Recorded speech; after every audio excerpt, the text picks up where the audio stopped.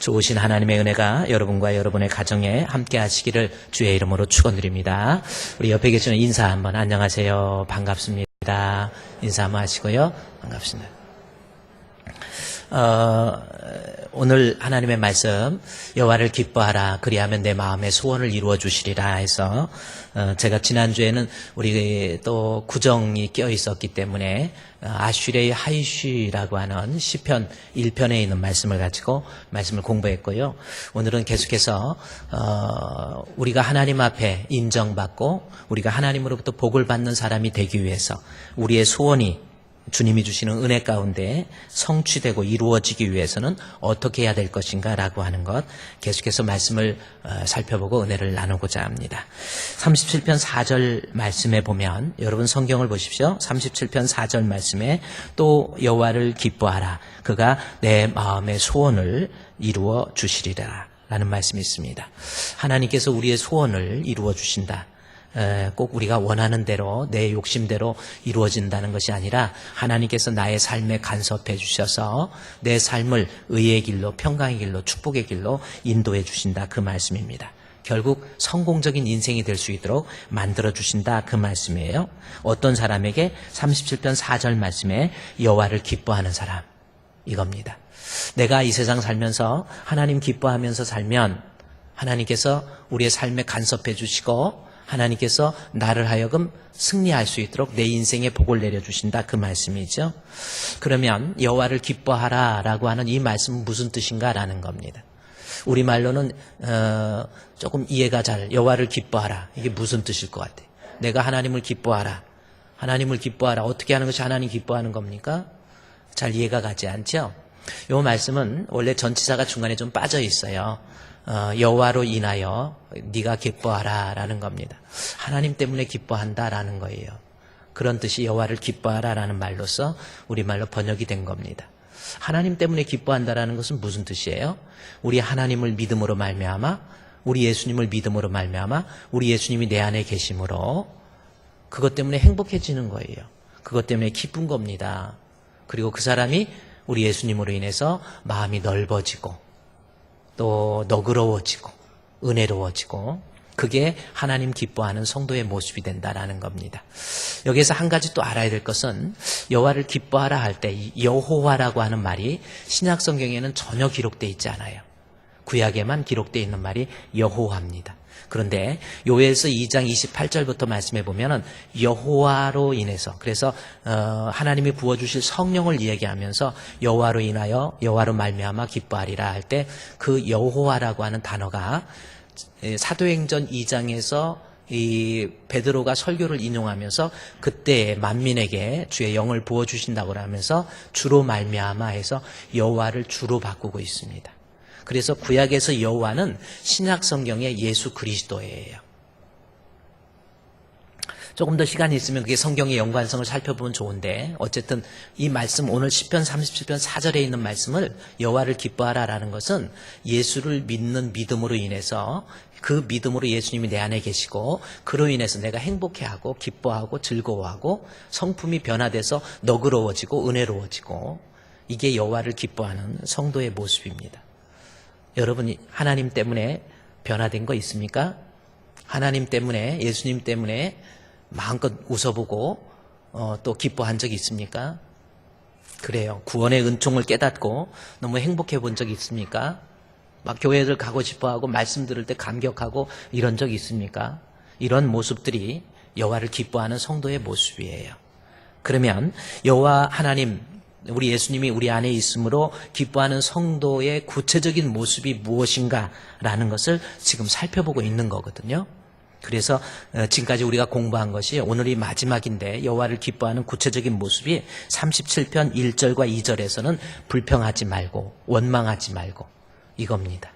그 다음에 3절에서 여호와를 기뻐하는 거의 두 번째는 여호와를 의뢰할 줄 아는 것.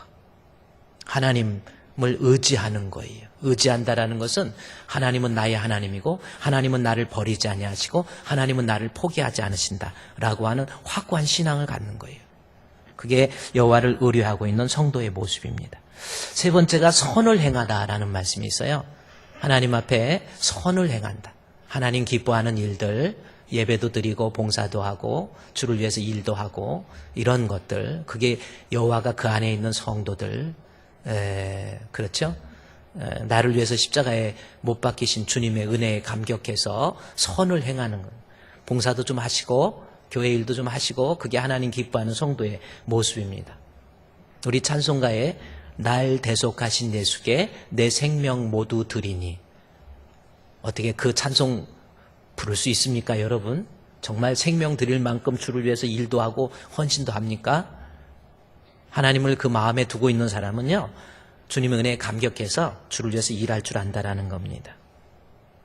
그렇죠? 그리고 오늘 이제 여호와를 기뻐하는 구체적인 모습의 마지막이 하나 있습니다. 4절에서 또 여호와를 기뻐하라, 그가 내 마음의 소원을 이루어 주시리라 하면서 하나님 기뻐하는 성도의 내용들이 그 다음에 5절, 6절, 7절, 8절 쭉 내려가요.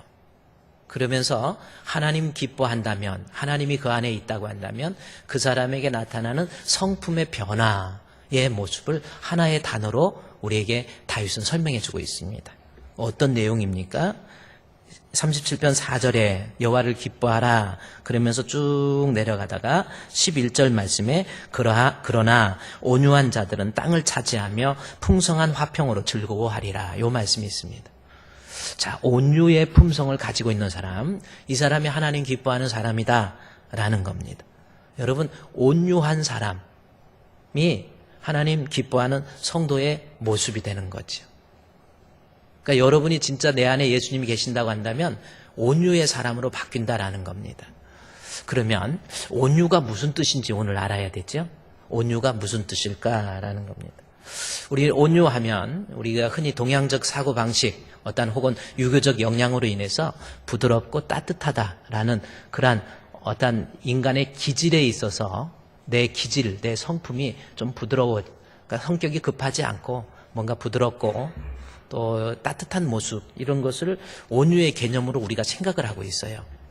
그런데 성경에서 말하는 온유는 그러한 동양적 사고방식에서 이해되어질 수 있는 온유가 아니에요.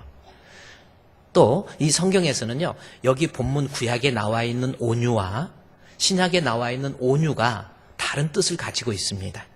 단지 구약에 있는 그 온유라는 단어와 신약에 있는 온유라는 단어를 우리말로 마땅히 번역할 것이 적절하지 못하니까 그냥 온유로 번역한 것뿐이지 우리가 가지고 있는 온유의 개념이 아니라는 거예요. 그러면 먼저 우리가 이 37장 11절 말씀에서 그러나 온유한 자들은 땅을 차지한다, 이제 이런 개념으로 여러분이 우리가 지금까지 가지고 있는 우리의 머릿속에서, 우리 동양적 사고방식 속에서 온유를 생각하면서 온유한 자가 땅을 차지한다, 도저히 이해가 가지 않잖아요. 그렇죠? 땅을 차지한다, 땅을 소유한다. 그런데 우리의 삶을 통해서 한번 돌이켜 보십시오. 우리가 살아가면서 어떻게 생각하면 땅, 그래요. 우리 소화동에 있는 땅 비싸죠, 요즘? 아파트 비싸죠? 땅을 차지한다는데 온유한 사람이 땅을 차지한다라는 것과는 오히려 맞지 않아요. 오히려 어디에 땅을 사고 뭐하고 하는 사람들 보면은 조금 사람이 대포도 크고 좀 뭔가 좀 이렇게 표현해서 그렇지만, 그렇다고 땅 가진 사람이 다 그런 건 아니지만 온유라는 것보다는 좀 더 거칠고 좀 강하고 이런 사람들이 땅을 더 많이 점령하고 이런 경우가 많이 있잖아요. 그래서 본문에서 온유한 자를 이해하기 위해서 땅이라는 개념을 우리 관점에서 이해하니까 도저히 안 맞아요. 그러다 보니까 이것을 설교하는 목사님들은 온유한 자가 되자 하고 땅에 대해서는 말도 안 해요. 그것은 왜 그렇습니까? 지금 이 시편의 기자 다윗이 온유와 땅의 내용을 같이 비교해서 설명할 때에는 그만큼 그 히브리인들의 어떤 문화적 혹은 문학적인 특징상 그들이 가지고 있는 땅에 대한 세계관이 어떤 의미인지 히브리인들의 문화를 이해를 해야만이 해석할 수 있는 내용이 바로 온유한 자가 땅을 차지한다, 요 말씀입니다. 이게 이해가 안 되고 땅에 대한 히브리인들의 관점, 그것이 이해가 안 된 상태에서 그냥 온유를 하면 자기가 가지고 있는 온유에 대한 생각을 갖다 꾸겨 집어넣는 것밖에 되지 않아요. 그래서 오늘은요, 이 하나님 기뻐한다면 내가 온유한 사람이 되는데 온유가 무슨 뜻인지 그리고 땅과는 어떤 관련이 있는지 성경을 좀 살펴보고 은혜를 나누고자 합니다. 여러분은 지금 온유한 사람입니까? 거기에 대해서 성경에서 신약에서 온유로 번역된 성경에서의 신약에서의 온유의 뜻은 어떤 뜻인지 먼저 여러분이 좀 살펴봐야 됩니다. 신약 성경에서는요, 우리말로 온유로 번역된 헬라어 원문을 보면은 프라우스라고 하는 단어를 쓰고 있습니다. 제가 프라우스에 대해서는 여러분께 좀 말씀을 드렸어요. 그랬더니 뒤에서 아이고 저건 또 나 알아 막 그러는데 극장에서 영화 2번 본 사람이 쟤는 죽어 하고 미리 알려주는 것처럼 재수 없는 사람 저기 김 빠지는 일이 없어요. 알아도 너무 아는 체 하지 마시고요. 처음 듣는 사람도 있으니까 좀 조용히 계세요. 자, 온유가 프라우스라고 하는 헬라어의 신약의 프라우스를 우리말에 온유로 번역하고 있는데 저 뜻 또한 우리가 가지고 있는 온유의 개념과는 조금 거리가 있다는 겁니다. 저 프라우스라고 하는 단어가 언제 나왔냐면 여러분 야생마 있잖아요. 야생마가 사람 위에 타면 난리칩니다. 막 뒷다리를 들고 막 내려뜨리려고 그러고 도대체 말을 안 듣죠. 네. 그런데 이것을 훈련시켜서 준마로 만드는 거 거기에서 나온 말이 프라우스예요. 이게 무슨 뜻이냐면 야생마를 잡아다가 훈련시켜서 왕의 그 마차를 끌고 가는 아주 준마, 아주 그냥 말이 훈련받으면 얼마나 오른쪽 왼쪽 기가 막히게 가잖아요. 말이 또 멋있잖아요. 이렇게 폼이. 그래서 그런 말로 만들어낸 그때 나온 말이 프라우스라고 하는 거라는 겁니다. 예를 들어서 이 야생마를 조련하고 훈련해서 계속해서 채찍으로 또 막대기로 훈련하고 또 호루라기로 계속 삑삑 하면서 호루하면서 오른쪽 왼쪽 앞으로 2발 3발 그다음에 호각을 한 번 불면 갔다가 또 한 번 불면 쓰고 이런 것을 막 훈련을 시켜요. 아주 그냥 혹독한 훈련을 시킵니다. 그러면 대부분의 말들은 다 떨어지고요. 몇 마리 중에서 한 3-4마리 5마리 정도 남아가지고 마지막 최고의 훈련이 뭐냐면 물을 한 3일간 먹이지 않습니다. 말이 물을 3일간 안 먹었다. 어떻게 살겠어요? 그러니까 막 목마른 거예요. 그러니까 계속 목마렵다고 막 이러죠. 그래도 물이 안 줘. 그러다가 3일째 되는 날 한 100m 앞에다가 물을 갖다 놓습니다. 많은 물을 이렇게 갖다 놔요. 그리고 말들을 100m 전방에다 세워놓고 호각을 삑삑 불면 전진, 한 번 삑 부르면 서야 돼요. 그런 훈련을 받아서 얘네들이 너무 잘하거든요. 5마리의 말로 뽑혔잖아요. 그래서 100m 앞에다 세워놓고 호각을 빽빽 불면 물을 향해서 막 뛰어가요. 질주 본능 있잖아요. 막 쫙 뛰어가가지고 물 마시려고. 그래가지고 한 1m, 2m 정도 앞에서 호각을 삑삑 불다가 한번 삑 불면 서야 되거든요. 그래서 호각을 삑 붑니다.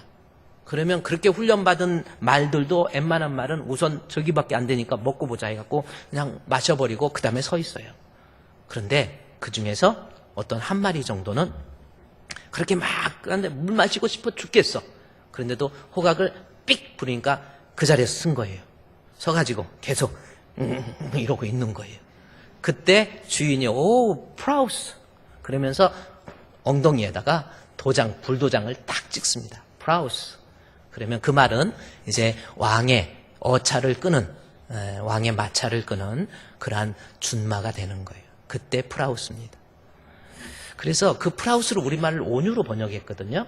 그러니까 이게 무슨 뜻이냐. 우리말로 온유는, 번역된 온유는 무슨 뜻이냐면 사람이 온유하다. 그것은 뭐예요?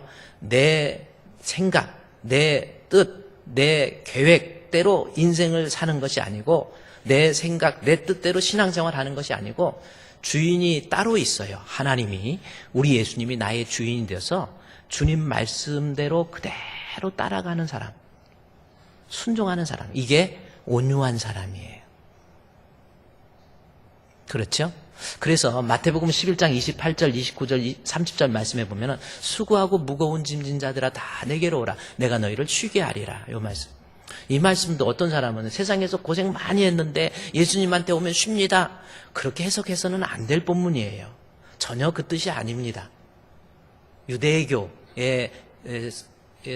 유대인들에게 유대교는 진정한 쉼과 안식, 평안, 천국이 없다라는 뜻이에요. 유대교는 그리스도 교회에 의해서 예수님에 의해서 리플레이스, 대치되어야 된다라는 것을 설명하는 내용이 수고하고 무거운 짐진 자들 다 내게로 오라는 거지. 예수 안에 진정한 구원이 있다라는 뜻이지, 세상에서 고생 많이 하고 어떤 교회에 가보면 큰 예수님 상을 그려놓고 수고하고 무거운 짐자들아 다 내게로 오라, 고생 실컷 했지요, 돈 벌다가 얼마나 고생했습니까, 예수 안에 평안이 있습니다. 그거는 말을 자기가 만든 거지 성경에서 말하는 내용이 아니에요. 우리가요, 성경도 성경 원문에서 말하고자 하는 저자의 의도를 정확히 파악해야 돼요. 자, 어쨌든 그 다음에 뭐라고 하냐면은 나는 마음이 온유하고 겸손하다. 여기 겸손, 온유가 나오거든요. 그럼 온유는 아까 제가 말씀을 드렸죠. 뭐라고 그랬습니까? 온유는 부드럽다 이런 의미가 아니고 누군가가 주인이 돼서 그 주인에 의해서 내가 매니플레이트, 조정이 되는 거예요. 관리가 되는 거예요. 그게 온유한 거예요. 그래서 본문에 나는 온유하고 겸손하니 나의 뭐라고 그랬어요? 멍에라는 말을 쓴 거예요. 멍에가 뭡니까? 소 어깨에 딱 메어놓는 멍에 있잖아요. 그 멍에가 어떤 작용을 해요? 오른쪽으로 흔들면 오른쪽으로 가고 왼쪽으로 흔들면 왼쪽으로 가고, 이 멍에 갖고 이 소를 조절하는, 이 말을 조절하는 거예요. 그래서 나는 온유하고 겸손하다라는 것을 예수님이 나의 멍에가 되어서 예수님에 의해서 내가 움직여진다라고 하는 뜻이 프라우스, 온유라는 뜻이에요. 여러분은 지금 누구에 의해서 움직여지고 있습니까? 내 마음대로 살고 있습니까? 교회에 와서 예배 드리는 거하고 가서 살아가는 거하고 틀려요. 항상 우리 주님께서는 어떻게 생각하실까? 주님의 마음은 무엇일까? 화내고 싶어도, 짜증내고 싶어도 주님에 의해서 다스려지는 거예요. 마시고 싶어도 마시고 싶다고 한 잔 이렇게 막 마시고 그런 거예요. 주님에 의해서 다스려져. 마시고 싶어도 안 마시고 피우고 싶어도 안 피우고. 그게 온유라니까요. 온유는 주님에 의해서 다스려지는 거예요. 막 승질 난다고 막 화내고, 막 불같이 화내고, 막 누가 운전하다 차에 끼어들었다고 이세희 저세희 막 하면서 18계자녀 막 하면서 이렇게 하면은 그건 안 온유한 거예요. 온유는 막 욕하고 싶어도 그냥. 그래서 그 마음에 온유로 인한 평강이 내 마음에 찾아오는 거예요. 그래서 우리 찬송가에도 주님의 마음을 본받는 자 그 마음의 평강이 찾아오문 험악한 세상을 이길 힘이 하늘로부터 임함이로다. 내 마음의 온유와 겸손, 그러면요 거기에서 너희 마음이 쉼을 얻게 되는 거예요. 진짜 온유가 뭔지 알았죠? 나는 죽고 예수가 사는 거예요. 우리 한번 옆에 있는 사람 인사하면 나는 죽었어요. 한번 해봅시다. 나는 죽었어요. 여보, 나는 죽었어. 당신이 산 거야. 그래서 그냥 집에서도 막 저주해요. 그게 온유라니까요. 부인 중에서 성질 센 사람들이 있잖아요. 어떤 사람 막 남자 이겨먹는 부인들도 있어. 그 안 온유한 사람들. 그래도 그냥 내버려둬요. 때리지 말고. 그래가지고 그래서 이 온유라는 것은 항상 우리 주님이 내 안에 나를 다스리는 거예요. 이게 신학의 개념에 있어서 프라우스를 우리말로 온유로 번역한 거예요. 자, 그런데 구약에서는 온유를 또 그렇게 이야기하지 않습니다. 그러니까 제가 말하는, 왜 똑같은 단어를 놓고 다르게 해석합니까? 똑같은 단어가 아니라니까요. 우리말로 이 구약 프라우스를 번역할 말이 적절하지 못해서 온유로 한 거지. 예. 나는 온유하다. 그러니까 너희는 내 뜻에 의해서 움직여라. 이 말을 그냥 온유로 쓴 거고요. 구약에서도 마찬가지예요. 구약에서 본문에 나와 있는 시편 37편 우리 11절에 그러나 온유한 자들은 땅을 차지한다 할 때 그 온유라고 하는 단어가 히브리어에서는 아나라는 단어입니다. 아나? 알아 몰라 해가지고 아나? 따라합시다. 아나. 이게 온유라는 단어로 우리말로 번역을 한 거예요. 그러면 이 아나가 무슨 뜻인가? 라고 사전을 찾아보면 사전적 의미로서 이 아나는 부드럽다 이런 뜻으로 돼 있어요. 그래서 우리말로 온유로 번역한 거예요.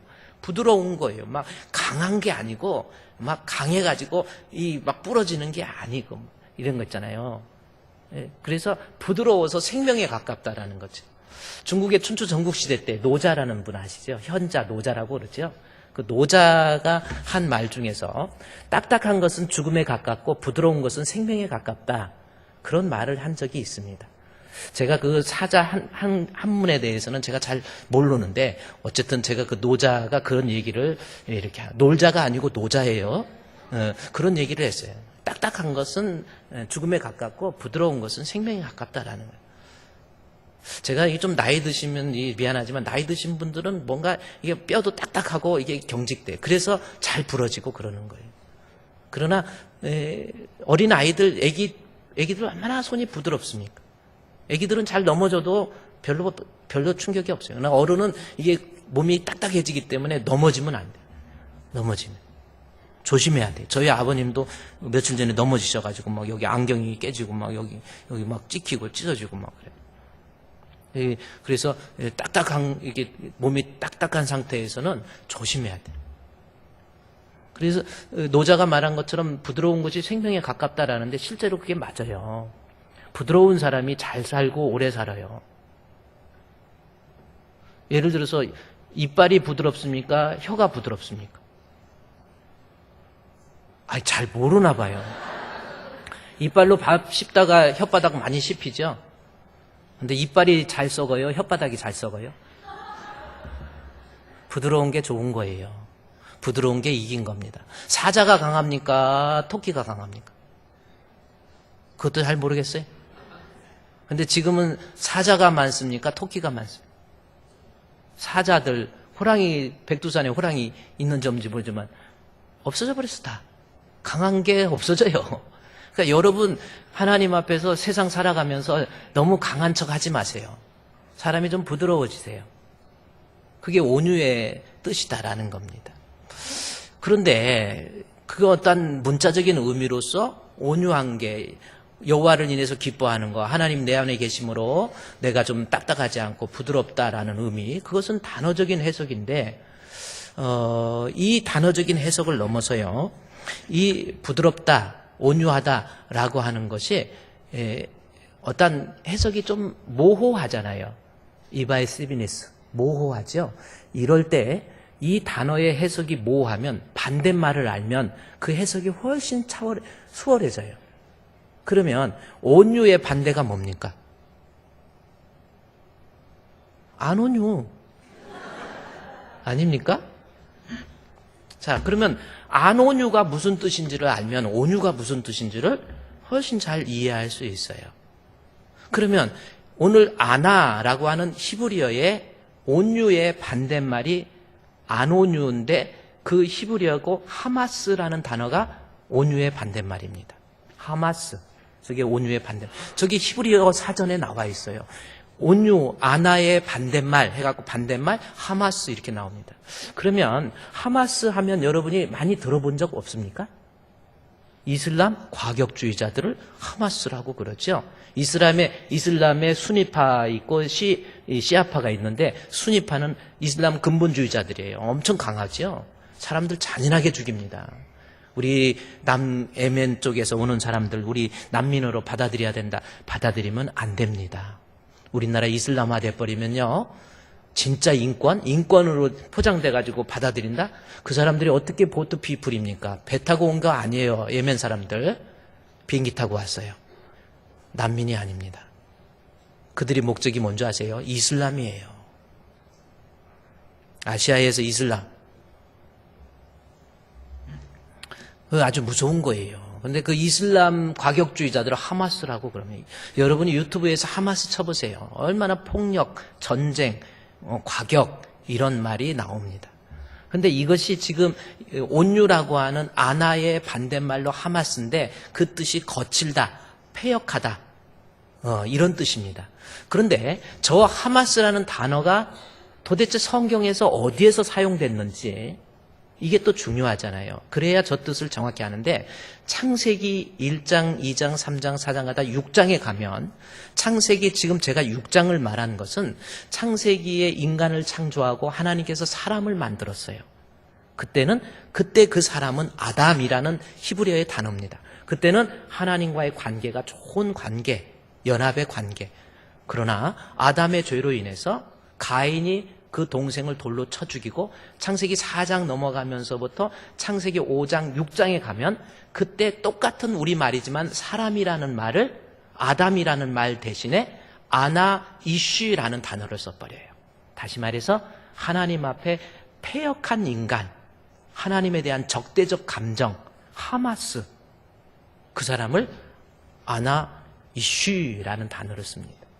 그러면서 창세기 보세요. 이제 그 다음 창세기 6장 9절부터 보면 하나님의 아들, 사람의 딸들 나오죠. 사람의 딸들을 이게 아나 유시라고 하는. 그러면서 이것이 노아의 족보다. 노아는 의인이요 당대예요. 하나님과 동행하더니 그 다음부터 창세기 쭉 내려가다 보면은 좀 더 내려가 보세요. 온 땅이 그겁니다. 그때의 노아 때에 보세요. 창세기 인간을 창조할 때 그 인간의 상태는 하나님과의 좋은 관계, 인간이 오염되지 않은 관계. 그러나 죄가 들어와서 타락하고 난 다음에 인간, 그때 온 땅이 하나님 앞에서 부패, 포악, 이 땅에 가득했다라는 거죠. 그때를 뭐로 단어로 표현하냐면 하마스라고 그러는 거예요. 아나 유시, 그러니까 이쉬 베네라고 하는 이 베네 유시라는 단어를 씁니다. 인간, 인생의 인간, 사람을 인간으로 번역을 해요. 창세기 흙으로 만들었을 때는 저 사람, 이 사람 사람으로 번역하는데 죄가 들어오고 포악하고 패역한 사람을 인간으로 번역을 해요. 인간. 여러분, 사람과 인간의 차이는 뭡니까? 사람과 인간의 차이가 뭐예요? 이해가 안 가요? 얘가 예를 들어서 제가 이제 누구한테 야, 이 사람아, 이거는 좀 괜찮죠? 그런데 야, 인간아, 느낌이 틀리죠? 그 느낌이에요. 그러니까 뭐냐면 죄가 들어오고 난 다음에 인간, 사람을 인간으로 번역했는데 그때 인간은 그때부터 자기 중심적이고 이기적이며 사람이 잔인해지고 포악해지고 폐역해지는 하마스의 개념을 갖게 되는 사람. 그렇습니다. 폐역하고 부패한 거예요. 저때 이 아나 유시라는 단어, 폐역이 어느 때 또 사용되냐면 시편에 가서는요, 시편 4편에, 제가 이제 화면에 띄워주면 여러분 보면 돼요. 시편 4편에 보면은 그 말씀, 인생, 여기서 인간을 인생으로 번역한 거거든요. 그 뭐냐면 사람이 폐역한 사람, 온유하지 않는 안온유한 사람, 인생들아 어느 때까지, 다윗이 고백한 겁니다. 나의 영광을 받고 욕되게 하며 헛된 일을 좋아하고 거짓을 구하겠는가, 요 말씀을 합니다. 그러니까 인생이 어떤, 사람이 폐역이라는 거, 안온유한 사람의 특징이 뭐냐면 나의 영광, 다윗이 왕이 됐는데 다윗 왕 된 사람을 뒤돌아서 욕하고 거짓으로 말하고 끌어내리려고 그러고, 심지어 아들인데도 저 본문에서는 아들 압살롬이 아버지 왕자리 내놓으라고 그래요. 그게 인생, 인간, 죄로 오염된 하마스의 인간의 모습이에요. 그러니까 안온유한 사람들은 남이 잘 되는 거 싫어해. 저것이 뭔데, 지가 어떻게 왕이 됐어, 저거 목동 아니야, 이러면서 남 뒤돌아서 욕하고 끄집어내리고 시기하고 질투하고. 이게 안온유한 사람이에요. 예수가 그 안에 있는 사람은 절대 그러지 않습니다. 여러분, 나의 영광을 받고 욕되게 하고 헛된 일하고 거짓을 구하고. 그래서 교회 같은 데서도요, 어디 이렇게 공동체에서 모이고 예배드리고 커피 같은 거 마실 때 괜히 남 안 좋게 얘기하고, 그게 뭐, 예를 들어서 간단한 거예요. 예를 들어서 그 사람, 어머 집사님 머리 잘 나왔다, 안 나왔어도 머리 잘 나왔다 그러면 좋아하잖아요. 한번 따라합시다. 어머 머리 잘 나왔네, 한번 해보세요. 저도 부흥회 가가지고 어머 권사님 머리 잘 나왔어요 그러면 엄청 웃어요. 되게 좋아해.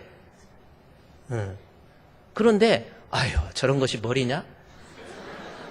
내가 발로 깎아도 저렇게 깎겠다, 이래 보세요. 그게 안온유한 사람이라는 거예요. 간단한 거예요. 남을 욕되게 자꾸 끄집어 내리려고 그러고 시기하고 질투하고 남 잘 되는 거 싫어요. 교회 온 지 얼마나 됐다고 그것이, 내가 이 교회 몇 년 있었는데 하면서 입에서 바람 빼면서 막 강조하는 거예요.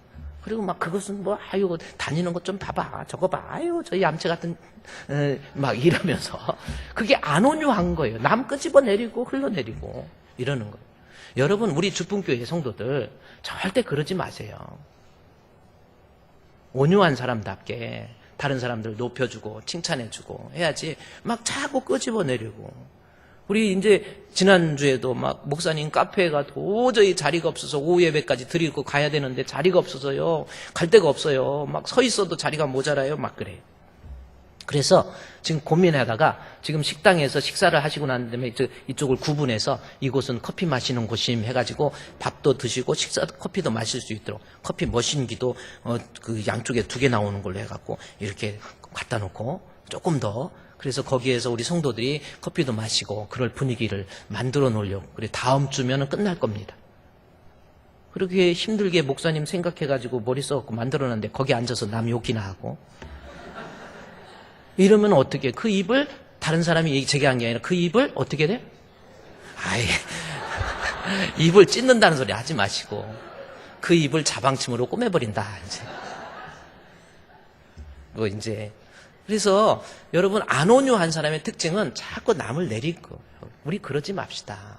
온유한 사람은 뭐예요? 여기 베네 위시 내가 죄로 오염됐기 때문에 다윗의 왕위를 막 자꾸 끌어내리려고 그러고 뒤에서 욕하고 다윗이 이 군사들 중에서 다윗이 도와줬던 사람들도 나중에 되돌아가지고 이제 아들한테 왕권이 힘이 있는 것 같으니까 그쪽으로 기울어져 가지고 다윗 같이 욕하고 그러니까 시편 아까 4편 2절 3절에서 뭐라고 하는지 내 인생들아 이 인간아 거기 시편에서 다시 보세요. 인생들아 그래서 앞절에 인생들아 어느 때까지 내 영광을 변해서 이 인간아 어떻게 이렇게 나를 그럴 수 있느냐 어떤 일을 좋아하고 거짓을 구하려는가 셀라는 또 뭐예요? 몰라 하고 지금 셀라는 그냥 박자 맞추는 거예요. 박자 저게 예배용 저기로 시편으로 쓰일 때 박자를 셀라 그러는 겁니다. 아멘 그 뜻 아니에요. 아멘도 내 관점에서 아멘이 아니에요. 요한계시록에 아멘이시오 충성된 증인이신 예수님에 대해서 아멘이시오. 아멘도 내 관점이 아니고 하나님의 관점에서 아멘입니다. 이것도 잘못 오해해가지고 또 자기가 믿습니다. 아멘. 그 뜻 아니에요. 어쨌든 안 온유한 사람 언제나 이렇게 나쁘게 얘기하고 부정적으로 얘기하고 칭찬 한번 못해요. 사랑을 못 받았기 때문에 그래요. 자꾸 칭찬해 주세요. 여보 고마워. 여보 감사해. 사랑해요. 아버님 고맙습니다. 감사합니다. 목사님 감사합니다. 고맙습니다. 그게 온유한 사람이에요. 안 온유한 사람 절대 그런 말 못해요. 끄집어 내려야 되겠는데 무슨 감사 딱 지나가면서도요. 그저 제가 했잖아요. 간단한 거예요. 온유는 뭐냐면 이제 목사님이 이게 인사 일주일에 한 번 보는데 저리 도망가려고 그러지 마세요. 도망갔다가도 다시 오셔서 인사하고 내려가세요. 인사하세요. 목사님 안녕하세요. 고맙습니다. 은혜 받았습니다. 절대 못하죠. 자존심 때문에. 아니면 자기가 사랑받아왔지 못했기 때문에. 그게 안 온유해요. 온유는요. 너그러워져서 아유 집사님 안녕하세요. 목사님 오늘 말씀에 은혜 많이 받았습니다. 목사님 고맙습니다. 그게 힘들지요. 옆에 있는 사람 한번 인사해. 집사님 감사해요. 네, 집사님 고맙습니다. 그런데도 안 온유한 것들은 그냥 계속 이러고 있어. 고맙긴 뭘 고마워. 빨리 끝나고 가야 돼. 이러게. 그러지 마세요. 고맙습니다. 감사합니다. 목사님한테도 좀 그렇게 하세요. 목사님 고맙습니다. 감사합니다. 사랑합니다. 제가 일부 예배 때 하라고 그랬더니 가면서 다 하고 3명만 안 하더라고. 오늘 제가 볼 거예요, 여러분. 그렇게 하세요. 그게 온유라니까. 항상 그렇게. 집에서도요, 아내한테요. 난 속으로 사랑해. 겉으로 어떻게, 창피하게 어떻게 겉으로 사랑한대요?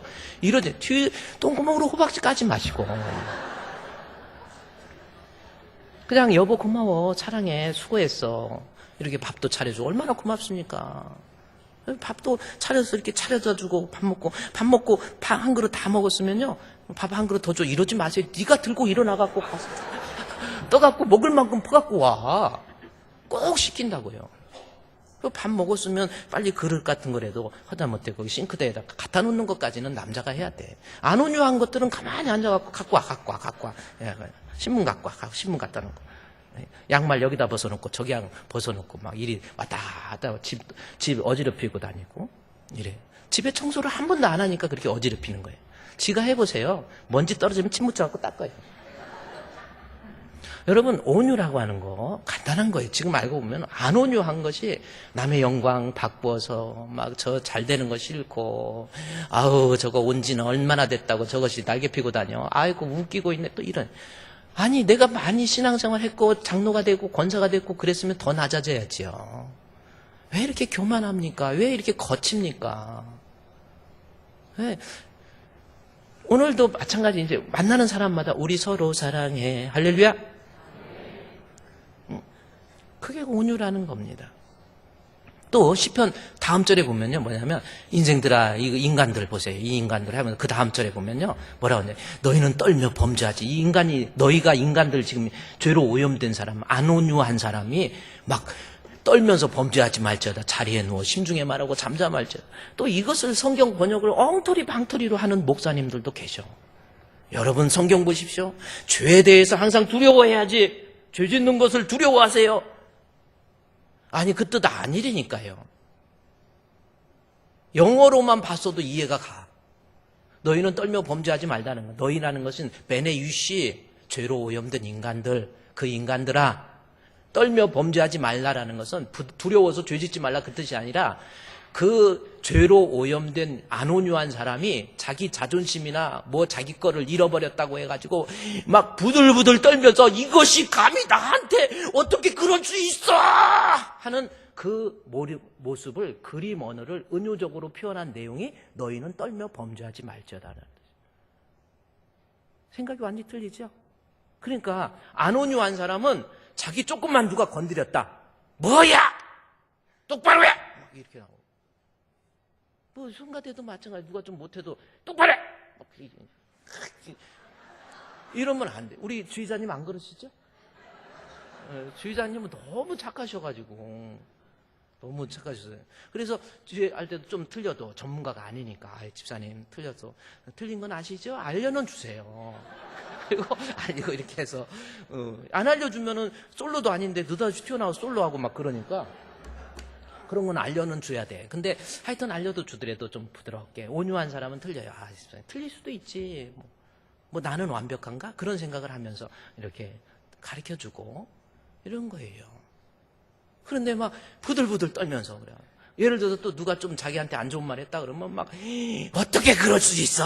아유, 나는 용서 못해. 막 이래가지고 무슨 헐크가 돼가지고 나타나가지고 막 아우 야 이러고 막 다녀요. 그게 안 온유예요. 그런 사람들을 소위 뭐라면 자아가 너무 세다 그러는 거. 자아가 뭔지 아십니까? 제가 저는 한문에 익숙하지는 않지만 한문으로 자아가 뭐냐면 스스로 자자에다 나자예요.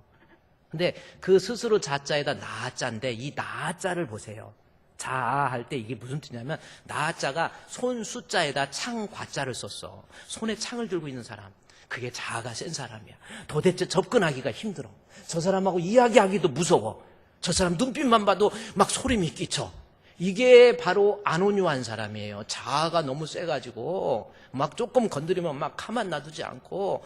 여러분, 이러지 마세요. 온유한 사람은 언제나 막 내게 가까이 와서 내 품에 안기고 싶어하는 사람이 돼야지, 자꾸 팅팅 튕겨버려요. 그냥 튕기는 게 아니라 뒤로 넘어져 버리게 만들어요. 실족시켜. 말 한마디도 타게 하고 교회에 실족하게 만들어. 성도들 교회 못 다니게 하고. 이게 큰 죄예요. 여호와를 기뻐하라. 우리 하나님이 우리 안에 있으면 우리의 성품의 변화된 모습 중에 온유가 나오는 거예요. 안 온유가 뭡니까? 너무 자아가.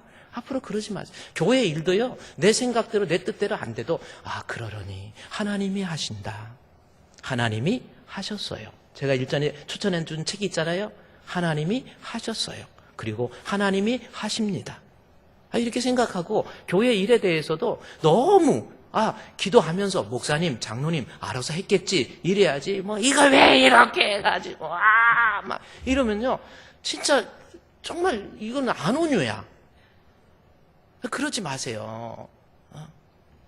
자아를 좀 죽이세요. 내 자존심 좀 상했어도 그렇게 용납해 주시고, 집사님 괜찮아, 집사님 그럴 수도 있지, 그래요.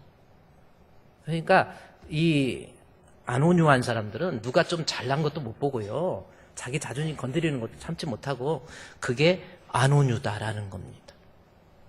이제 온유의 내용을 제가 외곽에서 안온유의 내용이 무언가를 통해서 성경적으로 여러분께 말씀을 드렸어요.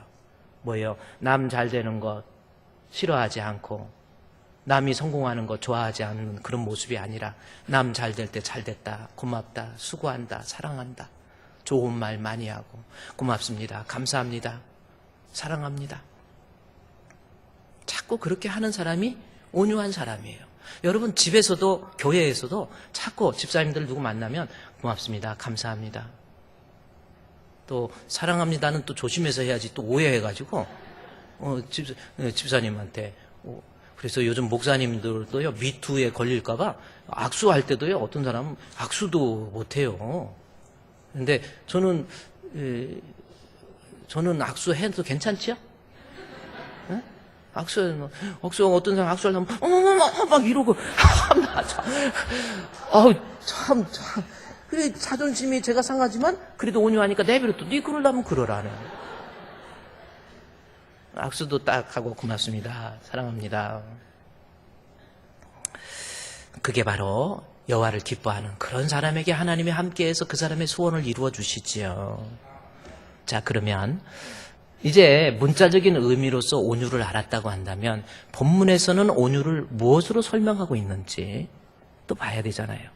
자, 본문에서 온유를 봅시다. 시편 37편 우리 11절 말씀해 보면 그러나 온유한 자들은 땅을 차지하리로다 그랬죠? 온유한 자는 땅을 차지하며 풍성한 화평으로 즐거워하리로다 해서 본문에서 온유가 무슨 뜻인지를 설명해 주고 있다라는 겁니다. 그런데 우리가 잘못 이해하는 것은 히브리인들이 가지고 있는 언어적 특징 혹은 문학적 어떤 사상적 개념의 흐름을 잘 모르니까 해석을 못하는 것이지 제대로만 알면 할 수가 있어요.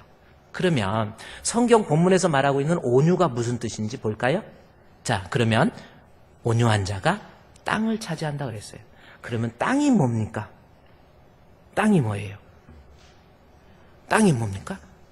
지나가다가 자동차 타고 가다 보면 부동산 땅 해갖고 커지니까 막 땅. 그럼 땅이 뭐예요? 그러면 히브리인들이 우리는 땅 하면은 그런 개념이지만 히브리인들이 가지고 있는 땅의 개념은 성경에 나와 있어요. 땅이 어떤 의미인지 이거를 알아야 온유의 개념이 왜 땅과 연관됐는지를 알 수 있다라는 겁니다. 그러면 창세기 1장에서 보면 1장 10절 그리고 11절 12절에 보면은 땅의 내용에 대해서 땅이 이거다라고 설명해주고 있다라는 겁니다. 자, 먼저 이 땅이라고 하는 것이 히브리어에 보면 에레츠라고 하는 단어입니다. 에레츠. 따라합시다. 에레츠. 이게 땅이에요. 그런데 히브리인들에게서 에레츠는 어떤 의미인가? 아까 창세기 1장 10절부터 보면 뭐라고 기록되어 있습니까? 하나님께서 땅을 만드시고 창세기 1장 10절부터 하나님이 묻을 땅이라 부르시고 땅을 땅이라 부른 거예요. 육지를 모인 물을 바다라 부르시나니 하나님 보시기에 좋았다 해서 천지창조의 모습이 나와요. 그러면서 그 다음 절에 보면은 하나님이 이르시되 땅은 해서 땅이 나와요. 요거 참 중요한 거예요. 에레츠 땅은 어떤 의미인가 보십시오. 땅은 풀과 글씨가 안 보입니다. 이 넥타이가 또 이런 색깔이어가지고 안 보이네. 잘 보입니까? 좀 죄송해요. 자, 땅은 풀과 씨 맺는 채소와 각기 종류대로 씨가 맺는 나무를 내라라는 겁니다. 그랬더니 그대로 됐다라는 거예요. 여기서 땅의 개념을 잘 설명하고 있는 거예요.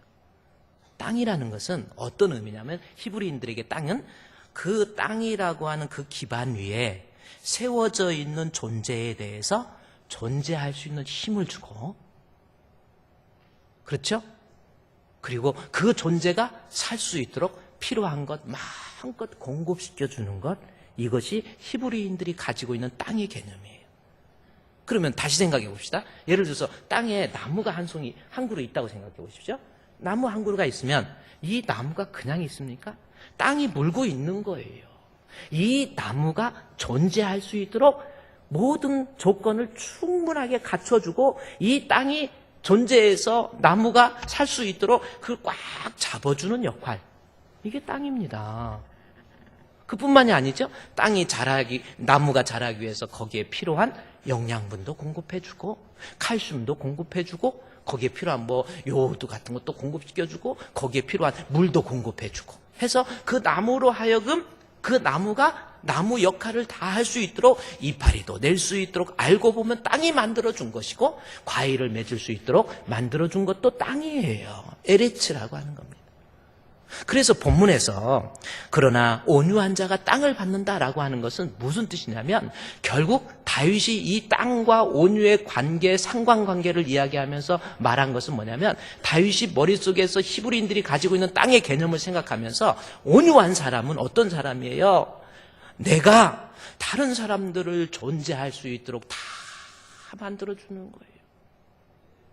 다른 사람이 쓸 수 있도록 다 만들어주고, 그 사람이 점점 자라는데 필요한 영양분이라고 한다면 영양분 주고, 필요한 것이 물이라면 물도 주고, 다 주는 거예요. 이것이 땅이고 이것이 온유라는 겁니다. 그러니까 내가 하나님 앞에 온유한 사람, 어떤 사람이 온유해요? 나 때문에 내 주변에 있는 사람이 살아나는 거예요. 나 때문에 우리 사랑하는 아내가 힘을 얻고 용기를 얻고 행복해지는 거예요. 이게 온유라니까요. 모든 존재의 기반을 다 공급해, 말없이 다 공급해주고, 내가 붙잡을 일이 있으면 붙잡아주고, 내가 공급해줄 일이 있으면 물도 공급해주고, 영양분도 공급해주고, 그래서 이 나무가 잘 자랄 수 있도록 필요한 것 공급해서 나 때문에 이 사람을 행복하게 만들어주고, 나 때문에 우리 아내가 행복하는 거예요. 기뻐하는 거예요. 나 때문에 내 자식들이 복을 받는 거예요. 그게 에레츠, 땅의 개념이라니까. 온유한 사람은 다른 사람에게 좋은 영향력을 주고, 다른 사람을 기쁘게 해주고, 평안하게 하고, 은혜롭게 만들어주고, 이게 온유한 사람의 특징이라고 하는 거예요. 여러분 어떻습니까? 제가 저희 가정을 얘기해서 조금 죄송해요. 그러나 저희 아버님이 96세 되셨으니까, 연세가 많으시니까 이해를 해주세요. 제가 저희 아버님이 저 어렸을 때, 이제 그때 전쟁 끝나고 얼마 안 되고 나라가 다 어려워요. 그래도 우리는 잘 사는 집이었거든요. 그런데 그 마을에 한 친구가 있었는데, 그 친구는 공부를 잘해서 의식이 깨가지고 국립대학에 합격을 했어요. 대학에 합격을 했는데 대학 등록금이 그때 값 쌀 2가마니가 대학 등록금이었습니다. 그런데 쌀 2가마가 없어서 이 친구가 대학을 못 가는 거예요. 선생님을 그렇게 하고 싶은데 사범대를 들어갔는데 합격을 했는데 등록금이 없어서 못 낸다는 거예요. 그럴 때 저희 아버님께서, 잊어버리지도 않아요. 그때 그 당시에 쌀 2개면은 엄청난 돈이잖아요. 쌀 2가마를 줘서, 지금도 여기 앉아 계시지만 등록금을 줬어요. 등록금을 줘서 학교를 다니게 만들고, 학교를 졸업해서 선생님이 됐습니다. 선생님이 돼가지고 서울에 올라와서 선생님 되고, 지금은 66세 되셨어요. 은퇴하셨죠? 그런데 늘 그분이 한 번씩 오셔서, 명절이면 오셔서, 우리 아버님 때문에 내가 학교 다닐 수도 없었는데 아버지가 나에게 쌀 2가마 줘서 내가 학교를 다니고 내가 다른 사람을 가리키는 선생님이 됐다고. 그래서 우리 큰형님하고 친구인데 큰형님한테도 잘해줘요. 아버지가 그때 아버지가 아니었다면 나는 지금 내가 어떻게 선생님을 하느냐. 온유라는 것이 무슨 뜻입니까? 나 때문에 다른 사람이 존재하게 하는 거예요. 나 때문에 우리 아내가 행복해 하는 거고, 나 때문에 우리 남편이 행복해 하는 거예요. 신한은행 때문에 우리가 돈을 벌고, 제가 영상을 한번 보여줄까요? 그때 신한은행 광고에 나와 있는 신한은행 때문에 그대 내게 행복을 주는 사람을 한번 영상 한번 제가 틀어줄까요? 제가 광고를 가지고 왔어요. 한번 틀어줄게요. 그대 내게 행복을 주는 사람, 내가 가는 길이 험하고 멀지라도 그대 내게 행복을 주는 사람.